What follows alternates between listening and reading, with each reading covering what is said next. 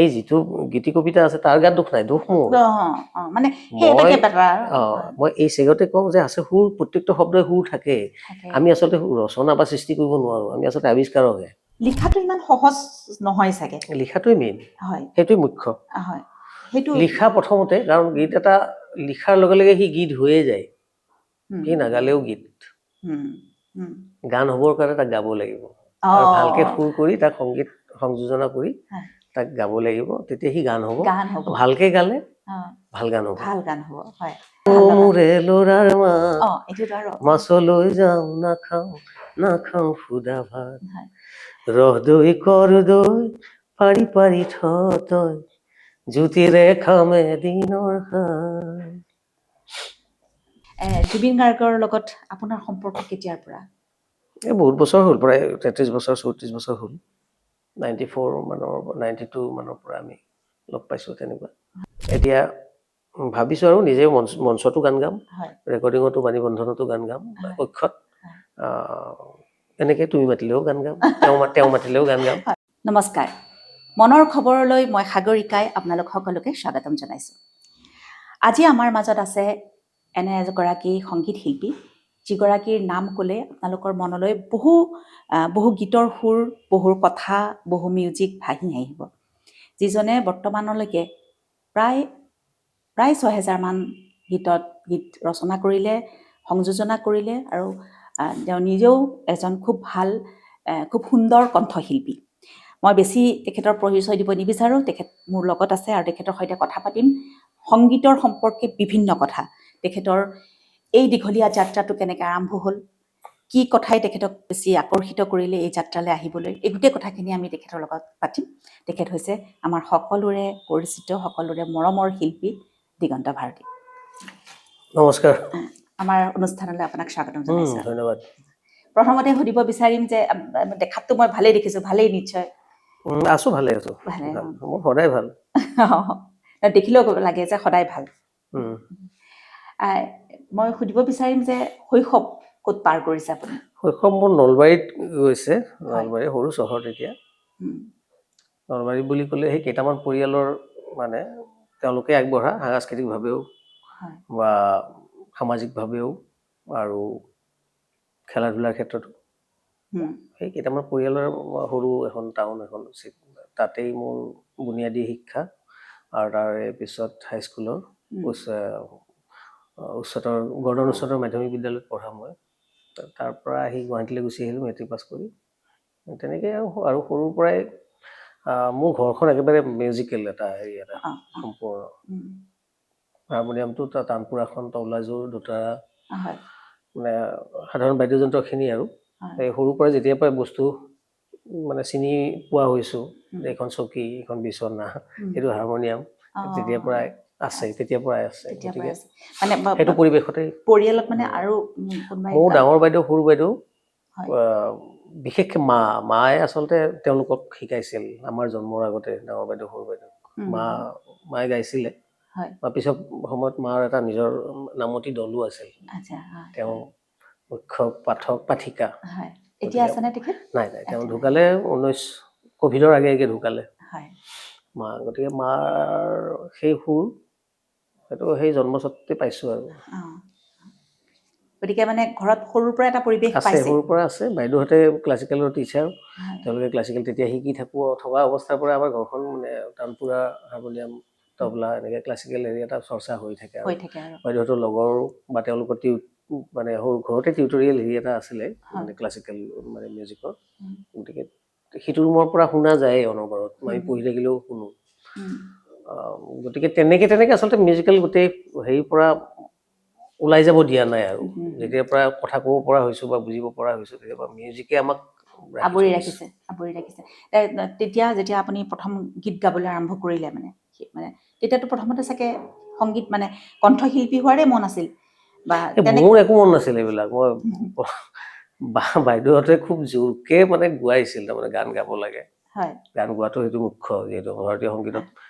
মানে ছিংগাৰগৰাকীহে মেইন, বাকীবিলাক সহযোগী শিল্পী। গতিকে তই বজাব নালাগে। মই বজাই ভাল পাইছিলোঁ, হাৰমনিয়ামখন বজাওঁ। তাৰপিছত যেতিয়া অকণমান ক্লাছ 5, 6 এনেকুৱা অৱস্থাত যোৱাৰ পিছত মোৰ সেই টিভি হেৰি চেৰি দেখা যায় যে বাতৰি কাকতত দেখা পাওঁ কিবোৰ্ড চিবোৰ্ড বজাবলৈ মন গ'ল বা কণ্ডাক্টৰ হ'ম এনেকুৱা ভাবিছিলোঁ আৰু লাঠি লৈ এনেকৈ মিউজিক কৰিম আৰু এইবিলাক সেই ল'ৰামতীয়া চিন্তা চেতনাৰ বস্তু গান গাম বুলি ভবা নাছিলোঁ কিন্তু বাইদেউহঁতে খুব জোৰকৈ গান চান গোৱালে তো কিন্তু পিছৰ সময়তো মই কিন্তু মোৰ সেই মিউজিক ডিৰেক্টৰ হ'ম সেই ধৰণৰ শব্দটোৰ সম্পৰ্কে খুব ডাঙৰ ধাৰণাও নাছিলে যে পৰিচালনা কি বস্তু কিন্তু মিউজিক ডিৰেক্টৰ সেই বস্তুটো আছিলে মূৰত ক'ৰবাত এই মানে অপৰিণত চিন্তাতেই সেইটো সোমাইছিলে বাইদেউহঁতৰ জোৰত পৰি গান চান গাওঁ স্কুলে মিটিঙে সৰু সুৰা অনুষ্ঠানত গাব লগা হয় জোৰকৈ গোৱাই আৰু ভাল হোৱা বুলি কয় ভাল হোৱা বুলি অৱশ্যে স্বীকৃতি পাইছিলোঁ কাৰণ হাইস্কুলত মই 3বাৰ বেষ্ট ছিংগাৰ আছিলোঁ মানে যেতিয়া আপুনি গৰ্ডন হাইস্কুলত মেট্ৰিকলে মানে মই 3বাৰ মানে শ্ৰেষ্ঠ কণ্ঠশিল্পী পাইছোঁ মই গতিকে ৰাইজে তেতিয়া স্বীকৃতি দিছিলে তাৰপিছত মিউজিকৰ লগত আছোঁ ইয়াত পঢ়িব আহিলোঁ ইয়াতো নিজৰ হেৰিৰ পৰা ওলাই যাব দিয়া নাই আৰু মিউজিকে আৰু যেতিয়া গান লিখাৰ কথা আহিলে বা সুৰ সংযোজন সেইটো তেতিয়াৰে সময়ৰে হাইস্কুলৰ সেই সময়ছোৱাতেই হৈছিল মানে তেতিয়া কি হৈছিলে মোৰ লগত থকা মানুহ কেইগৰাকী নাম ল'ব লাগিব মই তেওঁলোক মোতকৈ বহুত ডাঙৰ কিন্তু মই আকৌ মোৰ লগৰ স্কুলীয়া সময়খিনিত বা পঢ়া শুনা সময়খিনিতহে মোৰ লগ বন্ধুৰ লগত মই থাকোঁ বাকী সময় যিখিনি হয় স্কুলৰ পৰা আহি নাটকৰ ৰিহাৰ্চেল হয় তাত আটাইতকৈ মোতকৈ বহুত ডাঙৰ মোৰ আগৰ জেনেৰেশ্যন আৰু তেওঁলোকে কোনোবাই নাটক লিখে কোনোবাই ডিৰেকশ্যন দিয়ে কোনোবাই লাইটৰ কাম কৰে সেনেকুৱা এটা পৰিৱেশ মই তেতিয়াই আৰু সেইটো যে লাহে লাহে ভাল লগা হ'ল নাটকৰ চিন্তাবিলাক ভাল লাগে নাটকৰ লগত আৱহমী সংগীত তাৰ লগত মানে সংযোজিত দুই এটা গীতৰ কথা সুৰ সেইবিলাক তেওঁলোকে নিজে নিজে হেৰি কৰে আৰু আমাক চাই দিব দিয়ে মানে তুমি গাই দিবা তুমি বজাই দিবা সেই সময়ছোৱাত কি হ'ল মানে নাটকৰ গীত তুমি এইটো সুৰ কৰাচোন বুলি কৈ দিয়ে সেই তেনেকেই কিছুমান কথা আহিল যে অনিল বৰকটকী আছিলে তাত তাৰপিছত অজিত মহন্ত আছিলে বিভু দত্ত আছিলে বা ব্ৰজেন শৰ্মা আছিলে কাৰ নাম জয়ন্ত হাজৰিকা আছিলে বহুত আৰু নাট্য সন্মিলনৰ পৰিৱেশটো সেই হাইস্কুলীয়া দিনতে পাইছোঁ অসম নাট্য সন্মিলনত আমি যাওঁ আমাৰ নলবাৰী প্ৰতিনিধিত্ব কৰে নাটকৰ তেনেকৈ পেপাৰত কালচাৰেল যিটো সাংস্কৃতিক হেৰি থাকে পৃষ্ঠা থাকে তাত তেতিয়াৰ জনপ্ৰিয় গীতিকাৰবিলাকৰ মানে গীতি কবিতা এটা প্ৰকাশ হয় আগতে যিটো আছিলে যে কেশৱ মহন্তৰ তাৰপিছত কীৰ্তিকমল ভূঞা বা গীতা হাতী কাকতি বাইদেউ বা এনেকৈ আৰু যিখিনি আছিলে তেতিয়া আমাৰ যিখিনি প্ৰসিদ্ধ আৰু বাটকটীয়া গীতিকাৰ তেওঁলোকৰ গীতবিলাক তাত পালে নতুন গীত পালে সুৰ কৰিবলৈ চেষ্টা কৰিছিলোঁ প্ৰায় সুৰ কৰিছোঁৱেই তেতিয়া আৰু দুই এটা মোৰ এতিয়াও মনত আছে তেনেকুৱা গীত তেনেকুৱাকৈ গীত পুথিও কিনি আনি পেলাই মই সুৰ কৰা আৰম্ভ কৰিছিলোঁ তাৰ মাজত কেতিয়াবা অকণমান অন্তৰ্দ্বন্দ্ব এটা হয় তেওঁলোকৰ মিটাৰ বেলেগ হয় আমাৰ সুৰ কৰা মিটাৰবিলাক বেলেগ হয়তো গতিকে ক'ৰবাত এই যোগসূত্ৰত মানে সেই সাঁকোটোত কেতিয়াবা মিলাব নোৱাৰি সাঁকোত উঠিব পাৰি নামৰ যিটো এপ্ৰ'চ তাতে হয়তো অলপ গণ্ডগোল থাকে বা মিটাৰ মই লাইন দীঘল মোৰ সুৰটো অলপ দীঘলকৈ গ'ল এইটো নিমিলে এই যিটো এইটো দ্বন্দ্বত মই নিজে চেষ্টা আৰম্ভ কৰিলোঁ লিখিবলৈ গীতিকাৰ হ'বৰ কাৰণে নহয় এই লাইনখিনি মোৰ মিলা নাই মোৰ সুৰৰ লগত সেইটোত সেই যিটো গীতি কবিতা আছে তাৰ গাত দুখ নাই দুখ মোৰ মই এই চেগতে কওঁ যে আছে সুৰ প্ৰত্যেকটো শব্দই সুৰ থাকে আমি আচলতে ৰচনা বা সৃষ্টি কৰিব নোৱাৰোঁ আমি আচলতে আৱিষ্কাৰকহে আমি আৱিষ্কাৰহে কৰোঁ সেই শব্দটো হয়তো 5টা সুৰ দিছে সেই শব্দৰ ৰুমত 5টা সুৰ আছে এটা শব্দৰ এগেইনষ্টে বুলি ধৰিলোঁ যদি আমি এটা ধাৰণা কৰিব পাৰোঁ এটা এজামশ্যন যদি আমাৰ থাকে মই আৱিষ্কাৰক শ্ৰেষ্ঠতম সুৰটো যদি মই আৱিষ্কাৰ কৰিব পাৰিছোঁ সেইটো তেতিয়াহ'লে মই পাব্লিকৰ লগত কানেক্ট কৰিব পাৰিম এইটো মোৰ নিজস্ব ধাৰণা বা মোৰ চিন্তা কৰি পেলাই মই সেইখিনিয়ে তেতিয়াই পাইছিলোঁ বা আজিও সেইটো মততে অটল আছোঁ তেনেকে নিজে গীত লিখা আৰম্ভ কৰোঁ আৰু মানে চেষ্টা যুঁজখন তেতিয়া আৰম্ভ হৈছে আৰু এই যুঁজখন আজিও চলি আছে কোনোবাটো ভাল হয় যুঁজত জিকো কোনোবাটো নিউট্ৰেল হৈ থাকে তাই হয় কোনোবাটো আকৌ ৰাইজে মুঠে ভালো নাপাবও পাৰে তেনেকুৱাও হয় কিন্তু সৃষ্টিটো মানে যিহেতু সৃষ্টি আপুনি কৰে নিজে লিখা মানে সৃষ্টি কৰা গতিকে প্ৰত্যেকটো সৃষ্টিয়ে আপোনাৰ কাৰণে নিজৰ সন্তানৰ দৰে গতিকে কাকো কম বেছি কৰিব নোৱাৰি লালন পালন একেই থাকে প্ৰথম যিটো গীত আপুনি লিখিছিলে প্ৰথম আপুনি নিজে লিখি নিজে সুৰ কৰিছিল সেই গীতটো মনত আছেনে বাৰু আছে আকাশে আকাশে মনে অকমান গুণগুণাই দিয়কচোন আমিও শুনো। আকাশে আকাশে মনে যেনেতি পক্ষীৰ দৰে উৰি ফুৰে মনে মনে সন্ধিয়া পৰতে আকাশে আকাশে মনে। এইটো কি পিছলে কোনে গাইছিলে? এইটো মানে পিছত চাগে ময়ে কোনোবা এটা গালো নেকি পিছত, কিন্তু সেইটো অক্ষত কিবা এটা থাকিলে এইটো মই আকৌ নতুনকে কৰিম। হয়, এইটো আপোনাৰ প্ৰথম গীত মানে প্ৰথম গীত। আৰু তাৰপিছততো গীতৰ যাত্ৰা আৰম্ভ হৈ গ'ল আৰু তাৰপিছত হৈছে আৰু একাধিকভাৱে বহুত কাৰোবাৰ কাৰণে লিখিছোঁ, সুৰ কৰিছোঁ বা প্ৰতিষ্ঠিত বা নতুন উদীয়মান গীতিকাৰৰ গানৰ সুৰো কৰিছোঁ, তেনেকুৱা আছে চলি আছে। এই যে ধৰক গীতটো যেতিয়া লিখা হয় বা সুৰ কৰা হয়, বৰ্তমান সময়ত মানে বৰ্তমান সময় বুলি মই ক'ব নোখোজো, যেতিয়াৰ পৰাই আপুনি আৰম্ভ কৰিছে তেতিয়াৰ পৰাই ধৰক যিবোৰ সুৰ বা যিবোৰ গীতে পাব্লিকৰ লগত কানেক্ট হৈছে বেছি ভালকে বা দৰ্শকে লৈছে বা অডিয়েঞ্চে মানে শ্ৰোতাই লৈছে, আপুনি কি ভাবে বাৰু তাত কি এলিমেণ্টছ মানে কি সমল থাকিলে মানুহ মানে শ্ৰোতাই লয় বুলি ভাবে বাৰু? মানে ফোক থাকিলে লয় নে এটা শ্ৰোতাৰ মনোভংগীবিলাক বেলেগ বেলেগ হয়, তেওঁলোকৰ চিন্তা চৰ্চা বেলেগ হয়, প্ৰত্যেকৰে লগত প্ৰত্যেকক নিমিলে আচলতে। এটা চামে যদি এইটো বস্তু ভাল পাইছে, এটা চামে আকৌ এইটো বস্তু হয়তো ইমান গুৰুত্ব দিয়া নাই, তেওঁলোকে বেলেগ কিবা এটা পাইছে। গতিকে কেটেগৰাইজ কৰিবলৈ দিগদাৰ, মানে জেনেৰেলাইজ কৰিব দিগদাৰ যে এইটো প্ৰত্যেকেই ভাল পাবই, তেনেকুৱা নহয়। কিন্তু বেছি সংখ্যক মানুহে কোনটোৰ লগত কানেক্ট হৈছে সেইটো সেই ক্ষেত্ৰত চাব গ'লে আচলতে যিবিলাক মানে অলপ বাস্তৱধৰ্মী হয় আৰু তাৰ লগত যদি মাটিৰ সুৰ বা অলপ তেনেধৰণৰ যদি আমি ফোক বা লোকসংগীত লগত জড়িত কৰিব পৰা যদি কিবা এটা ব্যৱস্থা থাকে আৰু সহজকে যদি এটা অগতানুগতিক যদি আমি প্ৰকাশভংগী এটা তাত জাপি দিব পাৰোঁ, মানে এক্সপ্ৰেশ্যনটো যদি অকণ অগতানুগতিক হয়, বিষয় এটাই কিন্তু বিষয় সাধাৰণ ধৰা প্ৰেমৰ এটা বিষয়, প্ৰেমতো লাখ লাখ গান হৈছে বা হৈও আছে বা হ'বও আগতেও, তাৰে কোনোবাটো একেবাৰে সাধাৰণ প্ৰেমৰ প্ৰকাশভংগীক যদি আমি অসাধাৰণভাৱে ৰাইজৰ আগত তুলি ধৰিব পাৰোঁ, তেতিয়া মানুহে এটা বেলেগ ৰাস্তা পাই যায় চিন্তা চেতনত বা মানে শুনাত। তেওঁলোকৰ যিটো সেই শুনাৰ যিটো কলা, সেই কলাটোত তেওঁলোকে এটা নতুন প্ৰকাশ পায় বা নতুন পথ এটা পায়, এটা গতি পায়। সেই গতিটো যদি নতুন হয়, মানুহ আকৰ্ষিত হয়। এই যে লিখা হয় যে লিখাটো ইমান, মই ভাবো আৰু দেই, মই নিজে নাজানো কাৰণে হয়তো ভাবো লিখাটো ইমান সহজ নহয় চাগে। লিখাটোৱে মেইন, সেইটোৱে মুখ্য। লিখা প্ৰথমতে, কাৰণ গীত এটা লিখাৰ লগে লগে সি গীত হৈয়ে যায়, সি নাগালেও গীত। গান হ'বৰ কাৰণে তাক গাব লাগিব আৰু ভালকে সুৰ কৰি তাক সংগীত সংযোজনা কৰি তাক গাব লাগিব, তেতিয়া সি গান হ'ব। ভালকে গালে ভাল গান হ'ব। কিন্তু একো নকৰিলেও তাক যদি মই গীতি কবিতা এটা লিখোঁ, সি গীত হ'লেই। মই লিখিলো বা আপুনি লিখক বা তেওঁৱে লিখক, লিখাৰ লগে লগে সি গীত হৈয়ে যায়। আৰু এই যে অলপ আগতে যে ক'লে যে প্ৰতিটো শব্দৰ এটা সুৰ থাকেই। গতিকে মই লিখিলো, কোনোবা এগৰাকীয়ে পঢ়োঁতে তেওঁ যদি অকণমান সুৰৰ প্ৰতি যদি তেওঁৰ কিবা অকণমানো হেৰি আছে, ধাৰণা আছে, তেওঁ নিজৰ নিজস্ব ভাৱধাৰাৰে সুৰ কৰি বা এটা ৰাইম পদ্য হিচাপেও গাব পাৰে। ছন্দবদ্ধতা গীতি কবিতাই সি গীতটো, তাক যেতিয়া আমি ধুনীয়াকে প্ৰত্যেকৰ, মই আগে ক'লো যে প্ৰত্যেকৰে চিন্তা চৰ্চা বেলেগ বেলেগ, তেওঁ তেনেকে সুৰ কৰিব পাৰে, তেওঁ এনেকে সুৰ কৰিব, কোনোবা হয়তো পদ্য আকাৰে যাৰ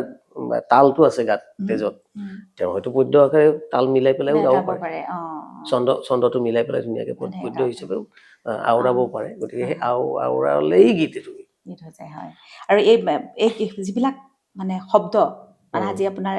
এইটো জাৰ্নিত কিমান ৬,০০০ মানে গীত হ'ল চাগে, ৫,০০০ৰ অধিক হ'ব, ৬ ওচৰা-ওচৰি হ'ব। গতিকে ইমানখিনি গীতৰ যিবোৰ কথা, সেই কথাওতো প্ৰতিটো গীতত বেলেগ বেলেগ হয় চাগে, বেলেগ বেলেগ হয়, ৰিপিট নহয় মানে খুব কম তেনেকুৱা। ক'ৰবাত হয়তো জানি শুনি কৰা যায় যে এই গীতটো অমুকত লগাইছিলোঁ, সেইটো মানে সিমান প্ৰচলন হোৱা নাই, কিন্তু এই লাইনকেইটা সেই তাৰে কোনোবা শব্দ সংযোজনাটো বা সেই চিলেবেলটো ভাল, সি এটা প্ৰভাৱ বিস্তাৰ কৰিব পাৰে, তেনেকুৱা হয়তো ২-৩ বাৰ হ'ব পাৰে, কিন্তু সদায় বেলেগেই হয়। কিন্তু ইয়াৰ বাবেতো এটা ডাঙৰ শব্দৰ ভাণ্ডাৰৰ প্ৰয়োজন। সেইটো থাকে আচলতে, শব্দবিলাক আচলতে মানুহৰ বাস্তৱ জীৱনৰ লগতে আচলতে গঢ়ি পিটি সি ধুনীয়াকে এটা আকাৰ আকৃতি লৈ লয়। আমি যে কথোপকথন, আমাৰ বাস্তৱ অভিজ্ঞতা, আমি সমাজ চোৱাৰ দৃষ্টি, সমাজ চোৱাৰ দৃষ্টিটো আমাৰ জীৱন জীৱিকাক চোৱাৰ দৃষ্টিটোৱে এখন দাপোনটো দাপোনখনে কৈয়ে থাকে শব্দবিলাক সেইটো হয় বাৰু কিন্তু মানে তথাপিতো এইটো এটা ডাঙৰ এটা বিশাল শব্দৰ ভাণ্ডাৰ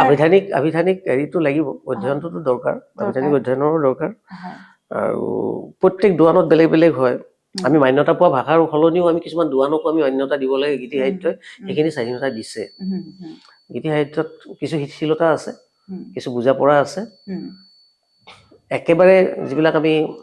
সাহিত্যৰ যিবিলাক আমি উপন্যাস বা প্ৰবন্ধ বা এটা খুব গভীৰ তত্ত্বগধুৰ এটা তাত্ত্বিক বিষয় এটা যেতিয়া আমি লিখোঁ বা আলোচনা কৰোঁ তাত সেই মান্যতা পোৱা ভাষাটোৱে হয় কিন্তু গীতি সাহিত্যত কেতিয়াবা কি হয় আমি স্থানীয় বা থলুৱাভাৱে প্ৰচলন হোৱা দোৱানৰ ওপৰতো গীত হ'ব পাৰে যেনেকৈ আমি গোৱালপৰীয়া বা কোচ ৰাজবংশীসকলৰ গীত গাব পাৰোঁ বা নলবৰীয়া কামৰূপীয়া ঠাচত আমি গান গাব পাৰোঁ তাৰ হয়তো ক'ৰবাত মানে যিটো লিখিত যিটো মান্যতা পোৱা যিটো ৰূপ সেই ৰূপটো নাথাকিব পাৰে এইটো কাৰণ এইটো ৰূপান্তৰ হৈহে মান্যতা পাইছে আৰু যেতিয়া সৰ্বগ্ৰহণযোগ্য আমি মান্যতা পোৱা এটা এৰিলে নিছোঁ সেইকাৰণে ই লিখিত কিন্তু ইয়াৰ অৱদান কিন্তু এই গোটেই থলুৱা বা স্থানীয় খিলঞ্জীয়া দোৱানবিলাকৰ বহুত আছে কলৈ গৈছিলা তুমি এটা ক'ত গৈছিলি তেনেকৈ গোৱালপৰীয়ালৈ কুটি যাইছ এনেধৰণৰ কিবা কিবি ক'ব কিন্তু তাতো হয়তো সংগীত ৰচনা হয় সেইবোৰ শব্দও তাত সোমোৱা যায় ক'ৰবাত ক'ৰবাত আমি সেই গীতটোক এটা বেলেগ ধৰণে ভাল লগা বা এটা শ্ৰোতাৰ ৰুচিৰ প্ৰতি লক্ষ্য ৰাখি বা তেনেকুৱাও কেতিয়াবা সংযোজনা হয় মানে বেলেগ বেলেগ দোৱানো সেইটো অলংকাৰ হিচাপে ক'ব পাৰি আমি আলংকাৰিক দিশটোৰে ক'ব পাৰোঁ যে ধুনীয়া ছোৱালী এজনীক নাকফুলি পিন্ধালো বা ক'ৰবাত হয়তো মানে হেতা পতা হেৰিও দিলোঁ বা চুলিখিনি কাৰ্লি কৰি দিলে বেছি ভাল লাগিব এইবিলাক আলংকাৰিক কথাবিলাক গতিকে ইয়াৰ সাহিত্যতো সেই কথাবিলাক থাকে আৰু এতিয়া ছবিৰ কাৰণে যেতিয়া আপুনি গীত কৰে এখন চিনেমাৰ কাৰণে যেতিয়া এখন গীত কৰা হয় সেই চিটুৱেশ্যনৰ ওপৰতে চাগে নিৰ্ভৰ কৰি হয় নিশ্চিতভাৱে তাত এটা বান্ধোন থাকে যে ছবিখনৰ এই পটভূমিটো কি য'ত ডিৰেক্টৰ বা স্ক্ৰিপ্ট ৰাইটাৰে এটা তাত গানৰ প্ৰয়োজন বোধ কৰিছে আৰু সেইমতে তেওঁলোকে সংগীত পৰিচালক বা গীতিকাৰ সুৰকাৰৰ লগত কথা পাতে যে আমাক এইখিনি ঠাইত এটা গান এটা লাগে আগৰ ড্ৰামা আৰু পিছৰ ড্ৰামাখিনি মানে সাঁকো হিচাপে এই গীতটো দৰকাৰ কেতিয়াবা তেনেকুৱা হয় কেতিয়াবা হয়তো এনেকুৱা কল্পনা প্ৰসূত মন লৈ পেলাই তেওঁলোকে ইলুজনলৈ গুচি যায় সেইটো আকৌ বেলেগ কথা আকৌ ঘূৰি আহে যেতিয়া ড্ৰামা ঘূৰি আহিব সেইটো হয় কেতিয়াবা আকৌ কাহিনী ভাগ আগবঢ়াই নিয়াৰ ক্ষেত্ৰতো গীতটো মানে মন্তাজ হিচাপে এখন কলাজ হিচাপে আগবাঢ়ি গৈ থাকে আৰু তাৰ লগত ঘটনা বহুল যিটো হেৰি তেওঁলোকৰ হয়তো ড্ৰামা হিচাপে দেখুৱাব লাগিলে তাক হয়তো আমি আধা ঘণ্টা শ্বুট কৰিব লাগিল হয় বা ড্ৰামা কৰিব লাগিল হয় সেইটো সেই 5 মিনিটৰ বা 4 মিনিটৰ গীত এটাই শ্বৰ্টকাট কৰে কিন্তু বুজাইও দিয়ে শ্বটবিলাকে যে তেওঁলোক আগবাঢ়ি আহিল 2 বছৰ পাৰ হ'ল তেওঁলোকৰ সম্পৰ্কৰ বা সেই ঘটনাটোৰ বা এই আন্দোলনটোৰ বা এই তেওঁৰ এই দুখ আৰু মৰ্মবেদনা তেওঁলোকে এই 4 বছৰ পাছ কৰিবলৈ লাহে লাহে চুলিৰ কাৰা লাহে এই যে সলনিটো সেইটো গীতে খুব সহজ কৰিব পাৰে তাৰ বাবেওতো আপোনাৰ যেতিয়া শব্দ প্ৰয়োগ হয় সেই মানে চিটুৱেশ্যন ৱাইজহে আপোনালোকৰ শব্দৰ চাগে আমি কিছু লিমিটেশ্যন থাকে আমি বহুত কথা বেলেগকে ভাবিব নোৱাৰো স্ক্ৰিপ্টে যেনেকৈ কৈছে আমি তাৰ মাজত থাকি পেলাই কামটো কৰিব লাগিব যদি আমি ইণ্ডি মিউজিক আমি কৰোঁ ইণ্ডিপেণ্ডেণ্ট আমি পপ মিউজিক কৰোঁ বা কিবা যিয়ে নকৰোঁ যদি আমি এলবাম এটাৰ চং ভিডিঅ' এটাৰ কথা চিন্তা কৰি বা অডিঅ' গান এটাৰ কথা চিন্তা কৰি আমি তাত আমাৰ সাংঘাতিক ধৰণৰ স্বাধীনতা থাকে আমি নিজৰ মতে য'ত যাব পাৰোঁ কিবা কৰিব পাৰে গান হিচাপে আৰু এই আপোনাৰ সংগীতত মানে কিহৰ প্ৰভাৱ বেছি বুলি ভাবে আপুনি মানে আপোনাৰ মিউজিকত মানে মইতো ভাবি লাভেই নাই এইটো কথা এইটো ৰাইজে ভাবিব নাই ৰাইজেতো ভাবে সেইটো বেলেগ কথা না আপুনি মানে কোনটো টাইপৰ ভাল লাগে আপোনাৰ নিজৰ আগতে বেলেগ আছিল এতিয়া লাহে লাহে আমাৰো চিন্তাবিলাক অলপ বেলেগ হৈছে কাৰণ প্ৰত্যেকটো জেনেৰেশ্যনৰ ৰুচি বেলেগ বেলেগ হয় আমি আগত আছিল সুগম ধাৰা খুব পৰিশীল ৰূপ খুব শালীন খুব এটা গহীন গম্ভীৰ ধুনীয়াকে এটা পৰিশীল ৰূপত গীতটো আৰম্ভ হৈ শেষ হয় আজিকালি উচ্ছ্বাস দৰকাৰ হয় উত্তেজনা দৰকাৰ হয় ক'ৰবাত এক্সট্ৰা কিছুমান আমি শ্বাৰ্প হেৰি কিছুমান ইউজ কৰিব লগা হয় ৰুচি সলনি হৈছে বা মানুহৰ মানে নতুন জেনেৰেশ্যনে অলপ সেই ধৰণৰ এটা হাহাকাৰো বিচাৰে ক'ৰবাত আগতে হয়তো খুব কাৰণ আমি কিছুমান ড্ৰামাতে দেখা পাওঁ আগত যি ৰোমান্টিক যেতিয়া যেনেকৈ কথা পাতে আজিকালি নাপাতে ন চিনেমা কিয় হ'ব সেইটো হৈছে আগৰ দৰে যদি তেনেকুৱা তেল দিয়া হিৰো বা এনেকুৱা ফল দিয়া চাৰ্টে হাতে ধুনীয়াকে বহি থাকে কথা পাতে আগত সেইটো আছিলে আমি যদি পুৰণা চিনেমা চাওঁ পুৰণা ধৰ্মেন্দ্ৰৰ যদি ৰোমান্টিক চিনেমাখন চাওঁ তেওঁলোকৰ এক্সপ্ৰেছনবিলাক বেলেগ আজিকালি বেলেগ হৈ গ'ল এইটো সময় সলনি কৰে সময়ৰ এই কাৰণে বিষয় কিন্তু একেটাই আছে বিষয় একেটাই হয় মানে এইটো মানে ধৰক সময়ৰ সলনি আপোনাৰ আমি সেনেকে কৈছো যে ফোক মই আগে ক'লো যে ফোকটো খুব কানেক্ট হয় মানুহৰ লগত আমি ৱেষ্টাৰ্ণ বা পাশ্চাত্য কিবা কিবি সংযোজনা ঘটালেও আমি যদি আমাৰ নিজৰ ফোকটোকো যদি ইউজ কৰি থাকিব পাৰোঁ তেতিয়াহে মানুহক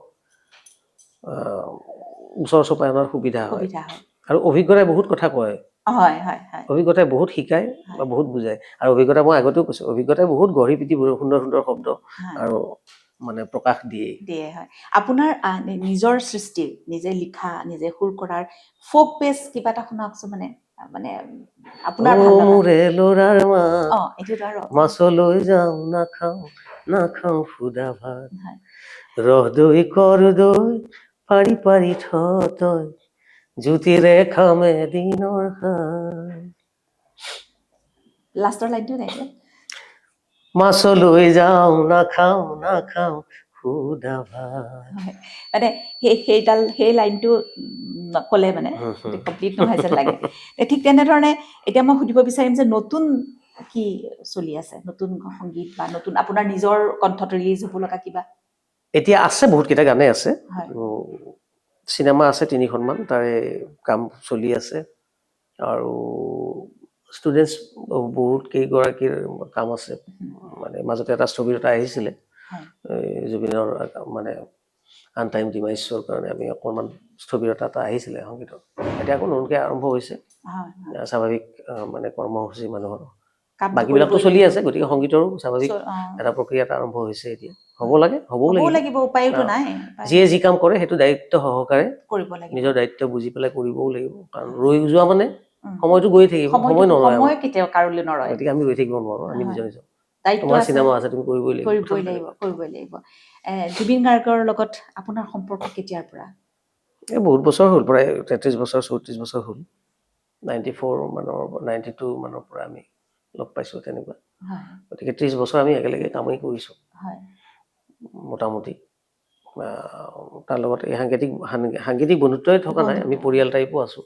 ইজনে সিজনক বুজিবলৈ চেষ্টা কৰিছো বা সময়ত থিয় দিছো সি আহি থিয় দিছে মোৰ বিপদৰ সময়ত ময়ো চেষ্টা কৰিছো তেনেকে গতিকে এটা দীঘলীয়া পৰিক্ৰমা তেখেতৰ কণ্ঠত আপোনাৰ যিটো বহু গীতে গাইছে তেখেতৰ কণ্ঠত মানে প্ৰাণ পোৱা আৰু আপোনাৰ কোনটো গীত আপোনাৰ আটাইতকৈ ভাল লাগে জুবিনৰ কণ্ঠতটো প্ৰত্যেক গীতে বেলেগ ধৰণৰ এটা ৰূপ পায় সেইটো মই একদম মই মানে আমাৰ কণ্টেণ্টটোত যদি 100% নাথাকেও যিখিনি গেপ থাকে সি গোৱাৰ লগে লগে সেইখিনি তাত জইন হৈ যায় 100% হৈ যায় সেইটো একেবাৰে আৰু এইটো অনস্বীকাৰ্য কথা মানে প্ৰত্যেকে মানি ল'বই লাগিব সেইটো আৰু সেইটোৰ মানে অল্টাৰ মানে অসমীয়া মানে আমি বনালো আমি মূৰ্তি এটা বনালো হয়নে আমি মূৰ্তি এটা বনালো তাতে গোটেই প্ৰাণটো দিয়া মানুহটোৱেইটো জুবিন গতিকে সেই প্ৰাণটো দি দিয়ে গোৱাৰ লগে লগে গোটেই মূৰ্তিটোৱে প্ৰাণ পাই যায় জাগি উঠে সেইটো বাৰু হয় তথাপিতো ধৰক এনেকুৱা এটা গীত যিটো গীতে ধৰক বোলে যে নাই এইটো গীতে মোক কোনটো কথা কম মন যায় কথা কম নে মই এই কথা কম মন যায় মোৰো মন যায় সেইটোতো আৰু সাংঘাতিক সেইটো কথা কম আহে বা নাহে ঘুমতি আহিবা ৰাতি সপোনকে ইয়াৰ কথা কম ধীৰে ধীৰে হেৰাই যায় আবেলিৰে ৰ'দা ও ফুলীয়া গালতে জিলিকাটোৰ সৰু সেই তিলটোৱে ৰাতি মোক শুবনি দিয়ে কোনটো গানৰ কথা কম প্ৰত্যেকটো গানে ইমান সদায় সিমানে জনপ্ৰিয় সদায় সিমানেই জীৱন্ত আৰু প্ৰত্যেকটো স্তৰৰ মানুহক শ্ৰোতা দৰ্শকক আপ্লুত কৰিছে বা মোহাচন্ন কৰি ৰাখিব পাৰিছে সেইকাৰণে তেখেত জুবিন গাৰ্গ সেইটোৱে কথা এতিয়া নতুনকে ৰিলিজ হ'ব লগা ছবি কি বাৰু কি হ'ব আছে যতীনৰ এখন আছে যতীন বৰা আমাৰ যতীন বৰাৰ আছে তাৰপিছত আমাৰ দেৱাংকৰ বুঢ়াগোহাঁই তেওঁৰ আৰু এখন নতুন ছবি আছে সেইখন আহি আছে তাৰপিছত এখন ৱেব চিৰিজ এখন আছিলে চুপা চুপি বুলি সেইখন এতিয়া চিনেমাৰ ৰূপলৈ চলচ্চিত্ৰৰ ৰূপলৈ আহিছে সেইখনৰ শ্বুটিং সম্পূৰ্ণ হ'ল সেইখনো মই নিজে কৰি আছো এনেকে আছে একেলগে আছে আৰু কাম আৰম্ভ হৈছে আৰু দুখনমান কামো কৰি আছো এই ছবিবিলাকত আপুনিও কণ্ঠ দিছে নেকি? নাই নাই এইকেইটাত হেৰি আছে বেলেগ বেলেগে আছে হয় কৰবাত এই চুপা চুপিত এটা গান আছে অকমান হেৰি হয় চিটুৱেশ্যনেল তাত হয়তো মই এটা কিবা অকণমান গাব লাগিব পাৰে সেইটো ডাবিং হোৱা নাই এটা গানত হয় সেইটো মানে সেইটো সেই পটভূমি লৈ পেলাই লৈ পেলাই তেনেকুৱা কেৰেক্টাৰ দৰকাৰ হয় কিন্তু তাতে হয়তো গাব লাগিব আৰু এতিয়া গাবও লাগিব গান হয় গান আগতে কমকে গাইছিলো এতিয়া ভাবিছো গান গাওঁ আৰু হয় কমকে গাইছিলে মানে তেতিয়া চাগে আপোনাৰ সময়ো কম আছিল তেতিয়া কম আছিল মানে বেলেগ আনৰ কাৰণেই কৰি আছিলো যিখিনি মই লিখো সুৰ কৰোঁ প্ৰত্যেক ছিংগাৰৰ কথা ভাবি পেলাই কৰা হৈছিলে আৰু তাৰে মোটামুটিতো 70% 80%টো জুবিনে গাইছিলে এতিয়া ভাবিছো আৰু নিজে মঞ্চতো গান গাম ৰেকৰ্ডিঙতো বাণী বন্ধনতো গান গাম কক্ষত এনেকে তুমি মাতিলেও গান গাম তেওঁ মাতিলেও গান গাম আপোনাৰ প্ৰিয় গীত এটা শুনো আজি আপোনাৰ নিজৰ ভাল লগা গীত মোৰ ভাল লগা গীত বুলি ক'লে এতিয়া সেই আকৌ সেই এটা দ্বিধাবোধ এটা হয় বা এটা দুমোজা এটা হয় যে এইটোতকে সিটো চৰা সিটোতকে সিটো চৰা আৰু প্ৰত্যেকজন শিল্পীয়ে যেতিয়া গাই দিয়ে প্ৰত্যেকজন কণ্ঠশিল্পীয়ে যেতিয়া গাই দিয়ে তাৰ এটা বেলেগ বেলেগ বেলেগ ৰূপো হয় তথাপিতো নিজৰ এটা কোনোবাটো গীত নিজে গাই খুব ভাল পাইছিলে বা ভাল লাগে এতিয়াও আছে তেনেকুৱা গীত হয় বহুত আছে আকৌ এবাৰ আহিবা আহিনৰ দৰে জীৱন লৈ তৰ দুপাৰো পচাই কহুৱা ফুলাৰ দৰে আকৌ এবাৰ আহিবা এইটো এটা মোৰ ভাল লগা গীত ঠিক তেনেকে আৰু হেৰি আছে মোৰ এটা খুব ৰোমেণ্টিক গীত এটা আটাইয়ে ভাল পোৱা নেচাও তোমাক এবাৰো নেচাপো কাষ এধানো পাহৰি যা মুচি মুচি থওঁ তোমাক মনৰ পৰা মোৰ ভাবিবলে ভয় জানো সঁচা হয়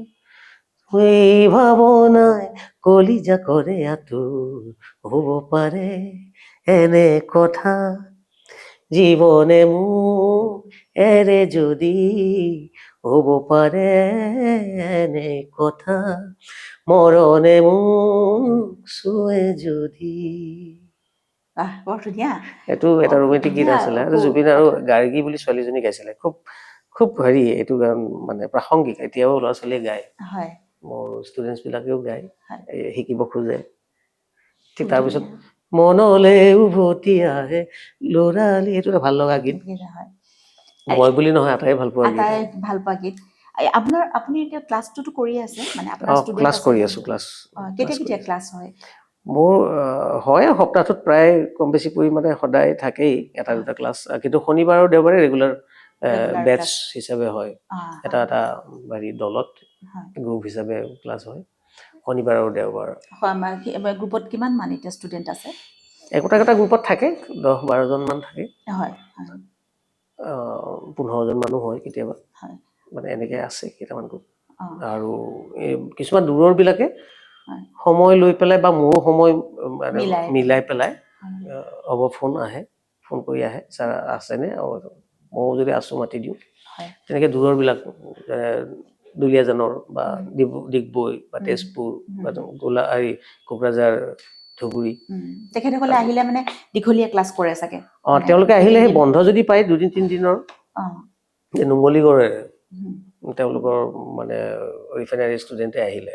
তেওঁলোকে আহি পেলাই সেই 2-3 দিন ছুটি পালে একেলগে 2-3টা ক্লাছ একেলগে লক্ষীপুৰৰ পৰা আহে ছোৱালী ধৰিত্ৰী বুলি তাই আহে সৰু ছোৱালী ক্লাছ 8-9 মান পাইছে তাই আজি 2 বছৰৰ পৰা আহে মানে মাজে মাজে বন্ধ পালে আহে আৰু আহি পেলাই হয় দেউতাকৰ লগত নহলে মাকৰ লগত আহে ক্লাছ কৰি আকৌ গুচি যায় কেইবাদিনো ক্লাছ কৰে আৰু এই নতুন যিখিনি গীত লিখিব এতিয়াতো গীতিকাৰ যথেষ্ট আছে আহিছে নতুন বহুত নতুন গীতিকাৰসকলে যেতিয়া লিখে গীত লিখে বহু গীতিকাৰ বৰ ভাল লাগে গীত শুনি খুব ভাল লাগে কিন্তু বৰ্তমান সময়ত মই এইটো সুধিব বিচাৰোঁ যে বহুত এনেকুৱা গীতো হৈছে যিবোৰ গীতৰ কথাই অকমান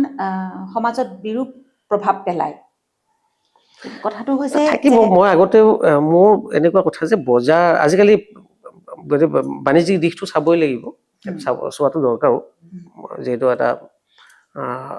হেৰি এটা বিষয় এইটো আৰু এইটোক বহুতে জীৱিকা হিচাপে লৈছে জীৱিকা হয় বা ল'ব পৰা হৈছে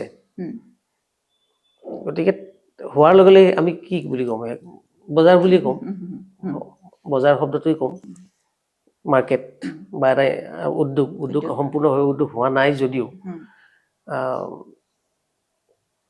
যেতিয়া এখন বজাৰ আহে তাত গুণগত বস্তু থাকে সামগ্ৰীও থাকে তাত কিছুমান মানে অসাধু বা অগুণগত মানৰ বা নিম্ন মানৰো বস্তুও থাকে এতিয়া নিম্নমানৰ বস্তুবিলাকে বহুত দিনলৈ মানে হেৰি কৰিব নোৱাৰে থাকিব মানে নীতিকে যিখিনি গুণগত বস্তু সেইখিনিক ব্ৰেণ্ডৰ দৰকাৰো নাই চেল মোহৰৰ দৰকাৰ নাই এইটো ভাল বুলি সি ভাল হ'লে নিজে আয়ুস পাব সি থাকিও যাব মানুহৰ মনত থাকি যাব গতিকে তেনেকুৱা ভাল বস্তু বেলেগকে আদৰৰ কথা নাই ভাল বস্তু মানুহৰ সদায় আদৰৰে হয়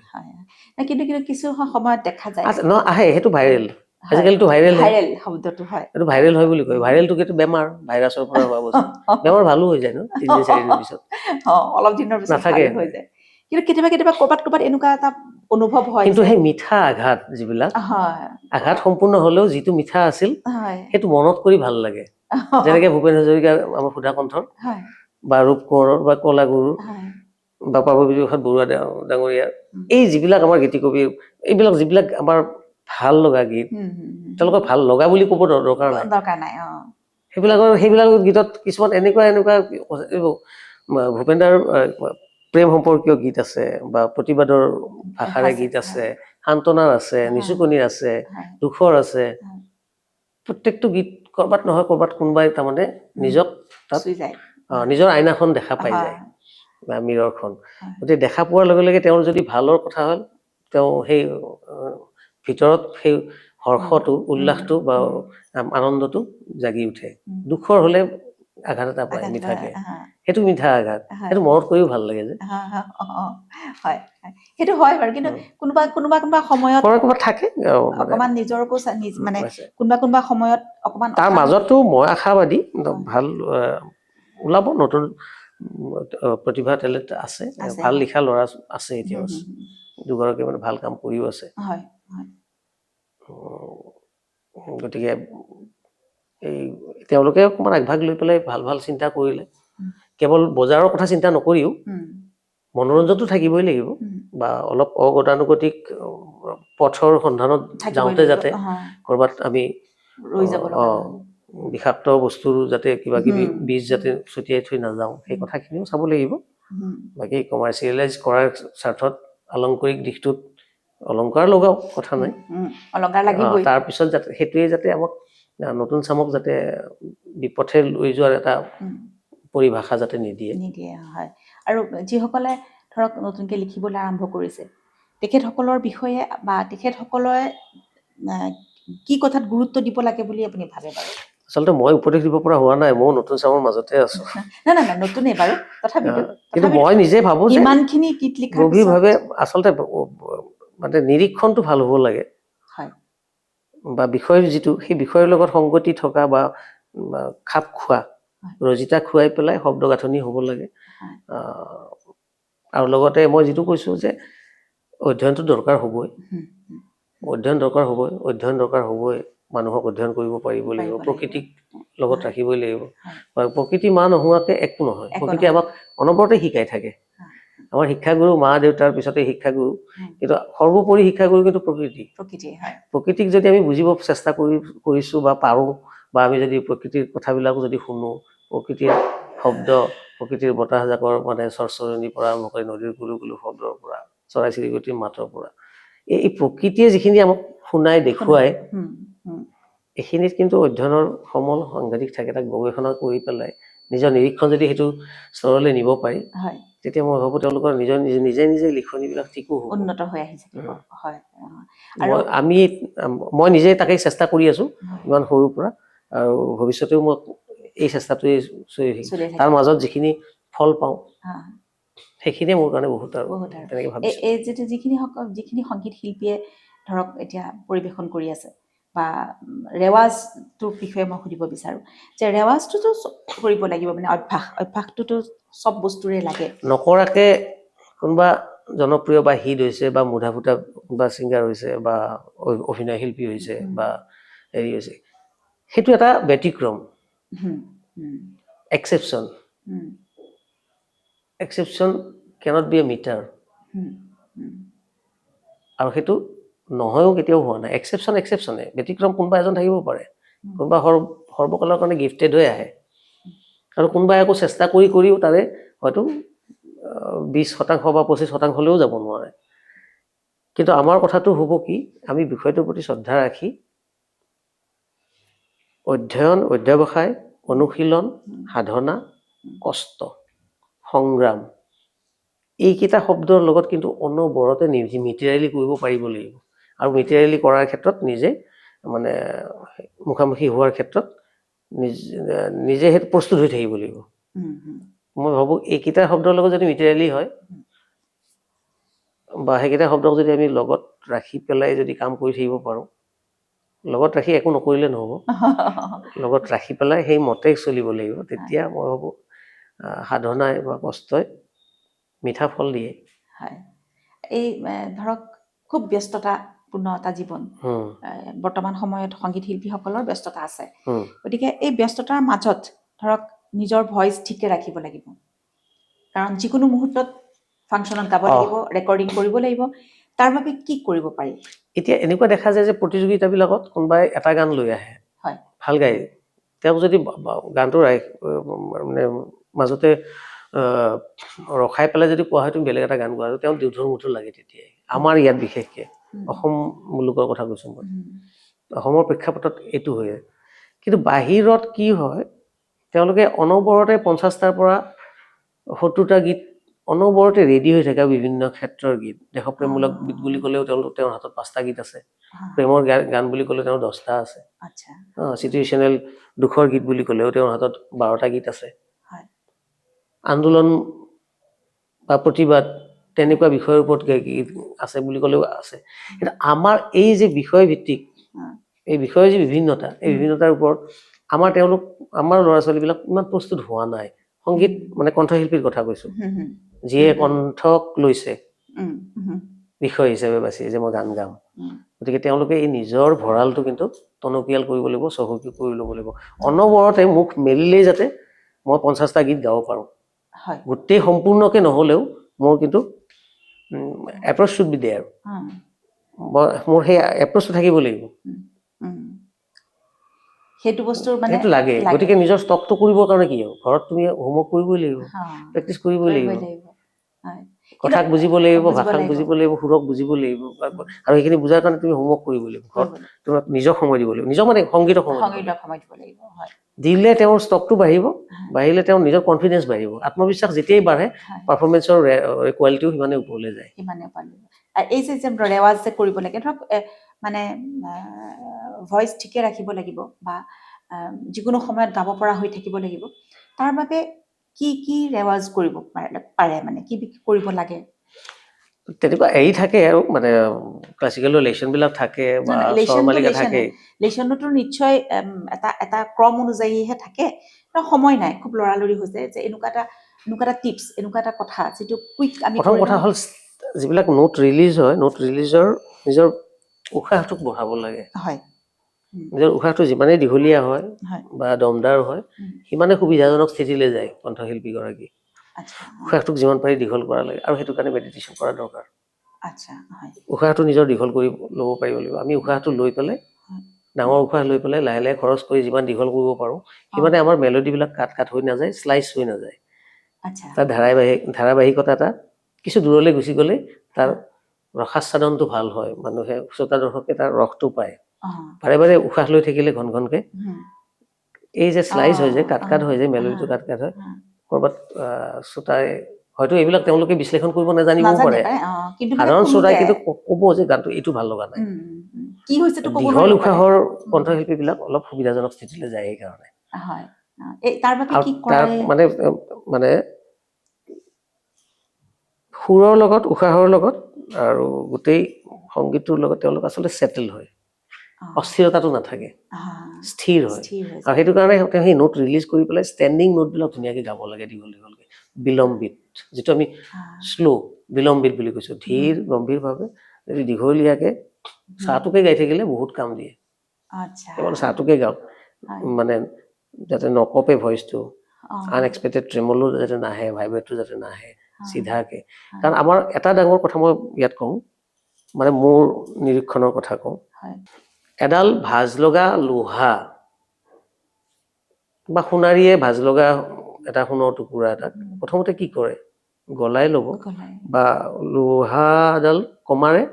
গৰম কৰি তাক জুইত দি দি তাক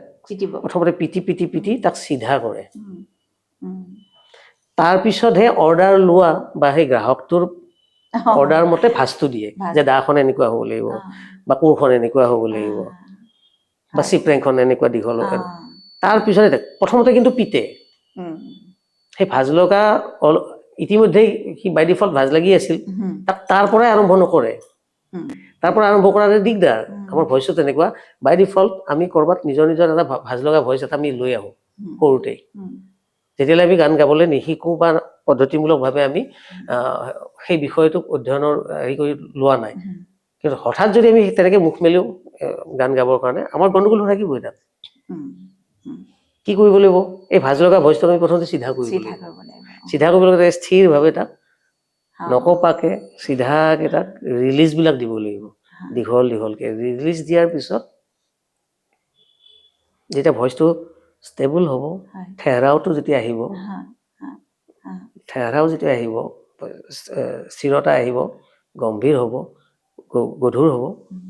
তেতিয়া তাৰপিছত তাক আমি নমনীয় কৰিব পাৰিম ফ্লেক্সিবিলিটি তাৰপিছত দিব পাৰিম আমি বিভিন্ন হেৰি কাজ চাজ গাব পাৰিম চিধাই আমি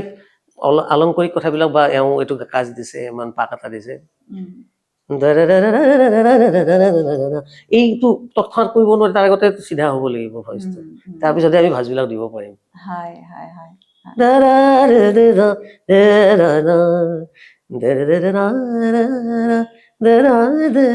বেলেগ বেলেগ ভাজ যে অলংকাৰবিলাক তাৰপৰা চিধা কৰি ল'ব লাগিব ভইচটো তাৰপিছতে আমি সেইটো কাৰণে এপ্ৰ'চ কৰিব পাৰিম বা ল'ব পাৰিম গতিকে প্ৰথম যেতিয়া মানে প্ৰথম বুলি নহয় কমাৰৰ মানে মই কৈছোঁ নহয় প্ৰকৃতিয়ে এইবিলাক প্ৰকৃতিত থকা বস্তুৱে এইবিলাক সেইবিলাকো যদি আমি ভালকৈ নিৰীক্ষণ কৰোঁ এইটো আমাৰ গুৰু সদৃশ হয় আৰু সেইখনে আমাৰ অধ্যয়নৰ টুল আৰু মানে পূৰ্ণতাৰ মাজতো মানে বহুত ব্যস্ততা আজিকালি সংগীত শিল্পীসকল যথেষ্ট ব্যস্ত তাৰ মাজতো কিন্তু কিছু সময় ৰেৱাজ অভ্যাসৰ কাৰণে লাগিব সেইটো এটা কণ্টিনিউৱাছ প্ৰচেছ হ'ব লাগে নিজৰ ৰুটিন দিনলিপিৰ ভিতৰত ৰাখিব পাৰিলে ভাল কাৰণ পাৰফৰ্মিং আৰ্টৰ কোনো শ্বৰ্টকাট নাই ছুটি পথ একেবাৰেই নাই যে পাৰফৰ্মিং আৰ্টত আমি গ'লটো পাবৰ কাৰণে বা লক্ষ্যস্থানত উপনীত হ'বৰ কাৰণে আমাৰ ছুটি ৰাস্তা আছে তেনেকুৱা নাই ফুটবল খেলা ৰনাল্ডোৱে হওক মেছিয়ে হওক তেওঁলোকক যদি একমাহ নেট প্ৰেক্টিচ কৰিব দিয়া নাযায় ৩১ নম্বৰ দিনত তেওঁলোকৰো ক'ৰবাত ছন্দময় সেই যিটো তেওঁলোকৰ গতি তাত অকণমান উজুতি বা ক'ৰবাত অকণমান তেওঁলোকৰ হেৰি লাগিব তেণ্ডুলকাৰে এতিয়াও ৰিটায়াৰ হোৱাৰ পিছত বা সদায় যেতিয়া খেলি আছিল সদায় নেট প্ৰেক্টিচ সদায় কৰে দ্ৰাবিড়ে সদায় প্ৰেক্টিচ কৰিছিলে সেইকাৰণে তেওঁলোকৰ সেই স্থিৰতাটো আছে তেওঁৰ সেই গভীৰতাটো আছে সেই ফ'কাছ কোনটো বল কেনেকৈ আহিব কি কথা একেদিনাই বেটখন লৈ পেলাই খেলিব গ'লে আমি তাৰ লগত আমি সেই ছন্দটো নাপাম প্ৰত্যেকজন সংগীত শিল্পীয়ে সেই অকণমান সময় যিকণ সময় মানে ৰেৱাজ সদায় কৰিব লাগে বুলি আপুনি ভাবে আৰু এনেকুৱা কিবা এটা কথা যিটো কথাত গুৰুত্ব দিলে তেখেতৰ ভইচটো বহুত দিনলৈ ঠিকে থাকিব তেনেকুৱা কিবা কথা আছে নেকি মানে ভইচ মানুহৰ নাই মই সেইটোৱে ক'লো যে অনুশীলনটো বা ঘৰত ৰেৱাজ কৰি থাকিলে ভইচটো ডেকা হৈ থাকে সেইটোৱে কথা আৰু ফ্লেক্সিবিলিটিটো থাকে নমনীয় হৈ থাকে মানে ধীমা বা শ্ল' কম পিকআপৰ এনেকুৱা হৈ যায় যে পিকআপটো ল'ব নোৱাৰে যেতিয়া চৰ্চাত থাকিব সাধনাত থাকিব ৰেৱাজ কৰি থাকিব তালিমটো যেতিয়া সম্পূৰ্ণ নোহোৱালেই যদি চলি থাকে সি তেতিয়া ভালে থাকে ডেকা হৈ থাকে আচলতে বহু বছৰলৈ মানে মানুহৰ শাৰীৰিক বাকী হেৰিবিলাকৰ বয়স হৈ যাব, কিন্তু বয়স হৈ যাব। ভোকেল কৰ্ডটোৰ স্বৰযন্ত্ৰৰ বয়স নহয়, ই হয়। ডেকা হৈ থাকে, হয়। সি স্থিৰ হৈ থাকে, হয়। ভালে থাকে। না মই মানে সেইকাৰণে উস্তাদবিলাকে বা পণ্ডিতবিলাকে 72 বছৰ 70 বছৰতো প্ৰেক্টিচ হয়, কৰে নে, মই সেইটোৱে ক'ব বিচাৰো, তেওঁলোকৰ ভইচ বিলাকো ধুনীয়া হৈ থাকে। কিন্তু আমাৰ ইয়াত দেখা আমাৰ যায় ইয়াত পানী খাব লাগে, এটা গান গোৱাৰ পিছতে পানী খাব লাগে, বা আধাতে পানী খাব লগা হয়, উশাহ ল'ব লগা হয়, দুটা গান গোৱাৰ পিছতে ভইচ কপা আৰম্ভ হয়। বা এটা বয়সৰ পিছত যিহেতু আমি ৰেগুলাৰ ৰেৱাজ নকৰোঁ, আমাৰ বহুত হেৰি আমি দেখিছোঁ কণ্ঠশিল্পীবিলাকক, গতিকে এটা সময়ত ভইচবিলাক কপে, হয়, মানুহগৰাকীৰ বয়স হোৱা বুলি গম পায়। হয়, হয়, আৰু এনেকুৱা লাগে মই সেইটো হ'বৰ আচলতে নালাগে, ভইচটো শুনিলে ডেকা হৈ থাকিব লাগে। মানে মই সংগীতৰ বিষয়ে নাজানো, কিন্তু মই শুনিলে মোৰ এনেকুৱা লাগে যেন যেন তেখেতৰ যেন ভাগৰুৱা হৈ গৈছে, মানে সেইটো শ্ৰোতাই গম পায়, হয়, শ্ৰোতাই গম পায়, গম পাই যায়। সেই সতেজতাটো কমি আহে, ভাগৰুৱা বা ফেটিক লাগি আহে, এইটো অনলি মানে বিকজ অফ লেক অফ হেৰি প্ৰেক্টিচ বা আপোনাৰ গীতৰ দিন, গানৰ দিন এইবাৰ কি ভবা হৈছে? এইবাৰ বৰপেটাত হ'ব, বৰপেটা ডিষ্ট্ৰিক্টে তেওঁলোকে মানে ইমান বছৰ গুৱাহাটীত হৈ আছিলতো, এইবাৰ তেওঁলোকে নিজেই আগ্ৰহ কৰিছে যে গানৰ দিনটোক আমি বৰপেটালৈ লৈ আহোঁ। ইয়াৰ পিছত বৰপেটাৰ পৰা হয়তো বেলেগ ডিষ্ট্ৰিক্টলৈ যাব। এইবাৰ বৰপেটাত সামগ্ৰিকভাৱে তাৰমানে অসম ভিত্তিক জুবিন দিগন্ত, সুধাকণ্ঠ এনেকুৱা কিছু বিষয় লৈছে, গীত চৰ্চাৰ প্ৰতিযোগিতাৰ আলোচনাৰ, আৰু লগতে হেৰি মানে বিনামূলীয়া আমাৰ এইটো ৰক্তদান শিবিৰ, এনেকে বিভিন্ন কাৰ্যসূচী লৈছে, আৰু সন্ধিয়া এটা সাংস্কৃতিক গুৰু গম্ভীৰ সাংস্কৃতিক অনুষ্ঠান এটাও হ'ব। তেওঁলোকে বৰপেটা ডিষ্ট্ৰিক্টত তাতেই পাতিব। জিলা পুথিভঁৰাল বোধহয়, মই যিমান দূৰ জানো জিলা পুথিভঁৰাল তেওঁলোকে হেৰি কৰিছে। এই গানৰ দিন আপুনি ইয়াৰ পৰা আমাৰ ল'ৰা ছোৱালীবিলাক চব যাব, যাব, বাছ লৈ যাব তাৰমানে এনেকে। গানৰ দিনটো কিয় আৰম্ভ কৰিলে বাৰু? গানৰ দিনটো আচলতে আছিল মোৰ যিখিনি ষ্টুডেণ্টছ, ছাত্ৰ ছাত্ৰী, ষ্টুডেণ্টছ বুলিও নকওঁ, ছাত্ৰ ছাত্ৰী বুলিও নকওঁ, ভাই ভণ্টি আৰু যিখিনি আছে মোৰ তাতে, যিখিনি আহে গানৰ চৰ্চা কৰিবৰ কাৰণে, তেওঁলোকে মোৰ জন্মদিনটোত শুভেচ্ছা জনাবৰ কাৰণে প্ৰত্যেকেই বেটছ ৱাইজ নিজৰ নিজৰ কেক লৈ আহে, বা কোনোবা অভিভাৱক আহে, কোনোবা বা ইণ্ডিভিজুৱেল যিবিলাক ষ্টুডেণ্ট আছে তেওঁলোকে আহে উইচ কৰিব। ঘৰখনত সেই 8 জানুৱাৰী দিনটোত বহুত মানুহৰ সমাগম হয়। তাৰপিছত তাৰ মাজতেই দুগৰাকীমান অকণমান অভিভাৱকে কথাটো চিন্তা কৰিলে, আৰু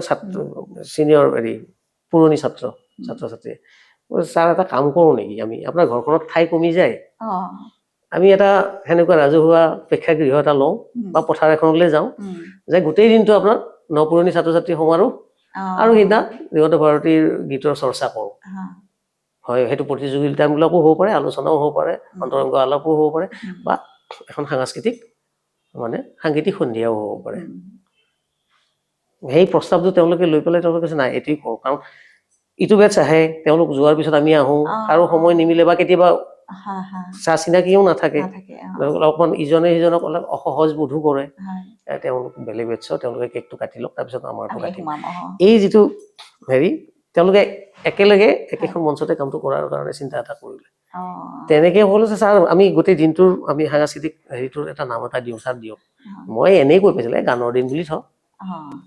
তেতিয়া গানৰে চৰ্চা কৰিবি তহঁতে, গানৰ দিন বুলি ক'লে মোৰ নামটো নাথাকে, গান বুলি ক'লে সামগ্ৰিকভাৱে অসমীয়া গোটেই, তাত লোকগীতৰো চৰ্চা হ'ব পাৰে, সুধাকণ্ঠৰ গীতৰো চৰ্চা হ'ব পাৰে। সিহঁতে কৈছে প্ৰথম বছৰ আমি এনেকে কৰোঁ, প্ৰথম 2 বছৰ মানে আপোনাৰ এই গীতৰ আমি কম্পিটিশ্যনো কৰোঁ, বোলে কওঁ নিজৰ খুচি মতে, তহঁতৰ কথা। গতিকে সেই তেওঁলোকেই কমিটি, পুৰণি ছাত্ৰ ছাত্ৰী আৰু অভিভাৱক কেইগৰাকীমান, আৰু মোৰ গুণমুগ্ধ বা 2-এগৰাকী আছে অনুৰাগী, তেওঁলোকো আহে, আহি পেলাই তেনেকে গানৰ দিন জন্ম হ'ল। পিছত সেইটো ছ'চিঅ' কালচাৰেল এটা অৰ্গেনাইজেশ্যন হিচাপে, NGO হিচাপে ৰেজিষ্টাৰ, মানে ছ'চাইটি ৰেজিষ্ট্ৰেশ্যনো হ'ল।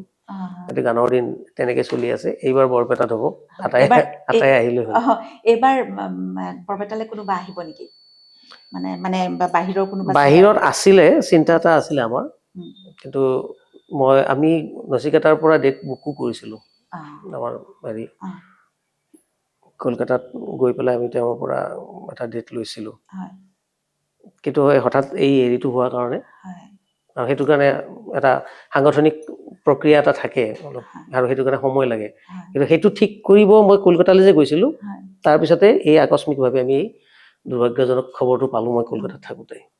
তাৰ আগদিনা আমি নাচিকাটাৰ পৰা ডেট লৈছিলোঁ এটা ডেট লৈ পেলাই আমি 11 জানুৱাৰীত কৰিম বুলি ঠিক কৰি আহিছিলোঁ। তাত থাকোঁতে কলকাতাতে 8 তাৰিখে নহয়, আমাৰ এই কিবা হলৰ মানে চব চাব লাগে, পাওঁ নাপাওঁ বা সময় আৰ্টিষ্টৰ সময়। এইবাৰ অকণমান পিছুৱাব, 20 জানুৱাৰীলৈ যাব। 8 জানুৱাৰীটো জন্মদিন হয়, কিন্তু জন্মদিনৰ লগত সংগতি ৰাখিয়েই যিটো গানৰ দিনটো হয়, এইবাৰ 20 জানুৱাৰীত বৰপেটাত হ'ব। এতিয়া নাহে, এইবাৰ নাহে, কাৰণ মই এই যে ক'লো সাংগঠনিক প্ৰক্ৰিয়া এটা লাগে, অলপ সময় লাগে, দীঘলীয়া সময় এটা লাগে গোটেইখিনি সাজু হওঁতে। গতিকে ইয়াৰ পৰৱৰ্তী সময়ত আমি আকৌ চিন্তা কৰিম। এতিয়া মানে বৰপেটাত যে হ'ব, আৰু সদায় জুবিন আছিলে, গৰিমা আছিলে আমাৰ লগত, যোৱাবাৰ গৰিমাই আমাৰ এংকৰ হিচাপে আছিলে। যোৱাবাৰ আমি চাবলৈ গৈছিলোঁ, বৰ সুন্দৰ। যোৱাবাৰ শুভমিতা বেনাৰ্জী আহিছিলে। তেখেতক দেখিয়েতো মই প্ৰথম ভাবিছিলোঁ যে মানে তেখেতৰ তেতিয়া কিমান বয়স বুলি কৈছিলে, ইমান মানে 50+ তেখেতৰ তেতিয়া। হয়, তেখেতে মই দেখিছোঁ যে তেখেতে কোনো ধৰণৰ, তেওঁৰ মাতটো শুনিলে কোনো কাৰণত নালাগে তেওঁ 15-20 বছৰীয়া গাভৰু যেন লাগে, একদম মানে 15। কি কাৰণে সম্ভৱ হৈছে? আৰু তেওঁ দীঘলীয়া বাৰ 2 ঘণ্টা 2.5 ঘণ্টা সময় গাই আছে। তেওঁ ইয়াত যে হোটেলত আছে, সেই এদিনৰ কাৰণে আহিছে তেওঁ, সেই এদিনটো তেওঁ বাদ দিয়া নাই। হোটেলত 4:30 বজাত উঠি তানপুৰা অন কৰি তেওঁ প্ৰেক্টিচ কৰিছে। গতিকে সেইটো বহুত দৰকাৰী কথা, মানে সেইবিলাক শিকিব লাগে আচলতে। এইবিলাক আদৰ্শ, আৰু ভাল আদৰ্শ সদায় লোৱাটো দৰকাৰ। হয়। আজি মানে বহু চেষ্টাৰ পিছত, বহু সময় মিলাই আজি আপুনি আমাক এই সময়কণ দিয়াৰ কাৰণে আমি অশেষ। ইয়াৰ লগত এটা দৰকাৰী কথা মই থকা বুলি ভাবিছিলোঁ, প্ৰশ্নটো নাই, কওঁ। বহুত আগৰ পৰা চলি আছে, গ্ৰন্থমেলা আহিলে আমাৰ কিতাপৰ মানে কিছু নতুন গীত সংকলন সংগ্ৰাহক বুলি বহুতেই আমাৰ গানবিলাক জনপ্ৰিয় গীতৰ সংকলন বুলি দি দিয়ে। গতিকে আমি এটা আহ্বান জনাওঁ প্ৰত্যেককে যে যেতিয়া কিতাপ এখন কৰা যায়, যিহেতু নামটো জড়িত হৈ থাকে, তথ্যসমূহ সমলসমূহ শুদ্ধ আৰু নিৰ্ভেজাল নিৰ্ভুল হ'ব লাগে। এইবাৰো জুবিনৰ নামত বহুত কেইখন কিতাপ ওলাইছে, গান চান, তথ্যগত বহুত ভ্ৰান্তি ভুল আছে। মোৰ গানত তেওঁৰ নাম আছে, তেওঁৰ গানত বেলেগৰ নাম আছে। এতিয়াও যদি আমি এইবিলাকে যুঁজি থাকিব লাগে, আমাৰ চিন্তা চৰ্চা বা আমাৰ নিৰীক্ষণ কোনটো স্তৰত আছে? জাতি আগবাঢ়িব লাগিব। আৰু তাত এটা কথা আছে কি, নতুন কোনোবা ফুকলীয়া ল'ৰা ছোৱালী কৰিছে, সেইটোতো বাৰু হেৰি হৈছে, বহুত ডাঙৰ ছিনিয়ৰ মানুহে এইবিলাক ভুল কৰিছে, যিয়ে এইটো লাইনত সদায় আছে, আমাৰ লগত কথা বতৰাও পাতে। যদি কিবা দ্বিধাবোধ আছে, আমি থকা অৱস্থাতে সুধি ল'লে ভাল। কাৰণ আমি নোহোৱা হোৱাৰ পিছত আকৌ সেইখন দণ্ড খৰিয়াল সদায় লাগিব। আৰু লিখিত বস্তু সদায় ডকুমেণ্টছ। আৰু যিবিলাক সাংঘাতিক ধৰণে জনপ্ৰিয় গীত, সেইবিলাক গীতত যদি ভুল হয়, সেইটো আৰু মানে দুখ লগা কথা। এইটো আকাশ গাতে লবৰে মন, সাগৰ তলি শুবৰ মন, মোৰ নামৰ সলনি বেলেগ হৈ আছে, মই লিখা গীত। প্ৰতিদিনে তুমি দিয়া আহি এপাহি ফুল। এই কথাটো মই এইকাৰণে উল্লেখ কৰিলোঁ, এইটো আটাইতকৈ দৰকাৰী কথা। আৰু এতিয়া যিহেতু আমি সংগীতক আমি লৈছোঁ জীৱন জীৱিকা হিচাপে, আমাক দেখি পেলাই আৰু কোনোবাই আহিব, তেওঁলোকেও কিন্তু অসমীয়া বুৰঞ্জী, সাংগীতিক বুৰঞ্জী দৰকাৰ। তেওঁলোকৰ এই গোটেই ভেটিটোৰ পিলাৰবিলাক কি, ভিত্তি কি, এই ভেটিটোৰ মানে অৰিজিনেলিটিটো কি, এইবিলাক জানিব দৰকাৰ। সুধাকণ্ঠক জনা দৰকাৰ, ৰূপকোঁৱৰক জনা দৰকাৰ। এইবিলাক অলপ হ'লেও বুৰঞ্জী অলপ জনাটো দৰকাৰ। আৰু এই তথ্যগত ভুলবিলাক আপোনালোকেও যদি ক'ৰবাত দেখিছে, আঙুলিয়াই দিব। কিতাপত যদি ভুল থাকে খুব বেয়া কথা, কাৰণ পিছৰ প্ৰজন্মই, আমি 50 বছৰ পিছত এইটো তেনেকে থাকি যাব যে, তেতিয়া কোনে আহি তৰ্ক কৰিব যে এইটো অমুক গান নাছিল। গতিকে কিতাপ লিখোঁতে এইখিনি কথা, এইটো কিন্তু সমাজৰ প্ৰতি এটা ডাঙৰ গুৰু দায়িত্ব। গতিকে এইটো পালমৰা বিধত আপোনালোকে নকৰিলে মই ভাল পাম। গতিকে যিয়ে কিতাপ চিতাপ লিখিব গৈছে, গানৰ সংকলন কৰিছে, বেলেগৰ গানত বেলেগৰ নাম দিয়াৰ যিটো হেৰি, সেইটো খুব আওহেলা বা অৱহেলা বা উদাসীনভাৱে এই কামটো নকৰিব। অকণমান নিজকে জড়িত কৰি তথ্যগত মানে শুদ্ধতাটো ৰাখি পেলাই কামটো কৰিব। কাৰণ যেতিয়া এখন ছপা হৈ যায় কিতাপ, সেই ছপা আখৰকেইটা কিন্তু ডকুমেণ্টছ হৈ যায়, গতিকে আৰু এই কিতাপবিলাক আমাৰ পিছৰ প্ৰজন্মই পঢ়িব নহয়, পিছৰ প্ৰজন্ম মানে প্ৰজন্ম বা প্ৰজন্ম এইটো পঢ়িব, তেওঁলোকে হাতত পাব। গতিকে ভুল তথ্য যাতে পিছৰ প্ৰজন্মলৈ নাযায়, সেইকাৰণে সমাজৰ প্ৰত্যেকজন আজি যিসকল দৰ্শকে চাই আছে মোৰো মানে আৰু সংগীত শিল্পীবিলাকো কৈছো মই প্ৰত্যেক গীতিকাৰ সুৰকাৰ বা সংগীত কৰ্মীক কৈছো আপোনালোকে এই কথাখিনি মনত দিব যে নিজে লিখা গীতটোত যাতে আনৰ নাম নাযায় আমি যেনেকে মোৰ কাৰোবাৰ বেলেগৰ গানত মোৰ নাম আহিলে মই লাজ পাওঁ তেনেকে মোৰটো বেলেগৰ তাত যোৱাটো অনধিকাৰ হেৰি এটা গতিকে মোৰ সেইটো দাবী বা অধিকাৰ এইবিলাক ইণ্টেলেকচুৱেল প্ৰপাৰ্টিটো গতিকে এইটো থকাটো এইটো ডিজিটেল মাধ্যম অহাৰ পিছত বেছি হৈছে হয় গতিকে এই কথাখিনি দায়িত্ব কেৱল কণ্ঠশিল্পী গান গায়হে কণ্ঠশিল্পী যদি কণ্ঠশিল্পী গৰাকীৰে নামটো থাকে তেতিয়াহ'লে গীতিকাৰ সুৰকাৰ বা সংগীত পৰিচালক বা বাকী যিখিনি কাম কৰিছে তেওঁলোক ক'ৰবাত আৰবেৰত থাকি যায় ন আৰু সেইটো যেতিয়া কিছু যুগ পাৰ হ'ব সময় পাৰ হ'ব পিছৰ প্ৰজন্মই তেওঁলোকক পাহৰি যাব আৰু মেণ্ডেটটো বেলেগৰ হৈ থাকিব ভুল তথ্য যাব কণ্ঠশিল্পীয়ে গানটো গায় কিন্তু গানটোক ৰেডি কৰে গীতিকাৰে সুৰকাৰে হয় আৰু ভুল তথ্য সমাজলৈ যাব নাপায় গতিকে প্ৰত্যেকজন অসমীয়াৰ আৰু প্ৰত্যেকজন সংগীত শিল্পীৰ দায়িত্ব আপোনালোকে ল'ব এই দায়িত্বটো বিচাৰো আৰু এই অনুৰোধটো ৰাখিছো নিশ্চয় এইটো আচলতে অনুৰোধ বুলি মই ক'বই নোখোজো এইটো আচলতে আহ্বান চবৰলৈকে গতিকে আশা কৰো আপোনালোকে এই কথাটোত গুৰুত্ব দিব আৰু আজি ইমানখিনি সময় মই বহু দিনৰ পৰা কথা পাতি আজি এই সময় পাইছো এইকণ সময় মোক দিয়াৰ কাৰণে আমি আমাৰ গোটেই অনুষ্ঠানৰ তৰফৰ পৰা অশেষ ধন্যবাদ আজি আমাৰ অনুষ্ঠান এইখিনিতে সামৰিছো কিন্তু আমাৰ নতুন ছবি যেতিয়া আপোনাৰ আহিব তেতিয়া কিন্তু আমি আকৌ এবাৰ লগ পাম হ'ব